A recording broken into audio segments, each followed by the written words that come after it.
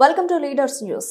అన్నమయ్య జిల్లా రాజంపేట బైపాస్ లోని కళాంజలి కళ్యాణ మండపంలో శనివారం అత్యంత వైభవంగా శ్రీ వెంకటేశ్వర స్వామి గోదాదేవిల కళ్యాణాన్ని ఆండాళ్ భక్త సేవా సమితి ఆధ్వర్యంలో వైభవంగా నిర్వహించారు. లోక కళ్యాణం లోకరక్షణ కోసం ప్రతి సంవత్సరం ధనుర్మాసంలో సాముల వారి కళ్యాణం నిర్వహిస్తారు. ఈ కళ్యాణంలో భక్తులు పాల్గొని కళ్యాణాన్ని తిలకించి తీర్థ ప్రసాదాలు స్వీకరించి స్వామి వారి కృపకు పొందారు.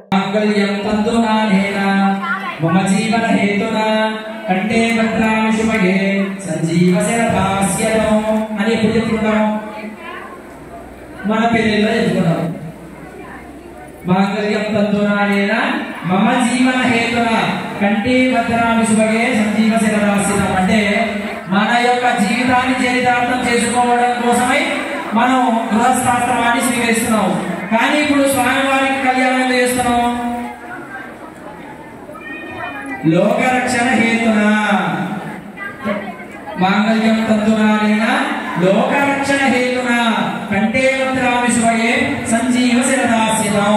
అంటే ఆ యొక్క ఈ గృహస్థాశ్రమాన్ని స్వీకరించి ఆ యొక్క గోదాదేవిని లక్ష్మీదేవిని ఇద్దరిని కూడా స్వీకరించి ఈ యొక్క భూమండలం మొత్తాన్ని కూడా పరిపాలించండి, సుభిక్షంగా ఉండేలా చూడండి అని అందరం కూడా కోరుకుందాం. మరి గోవింద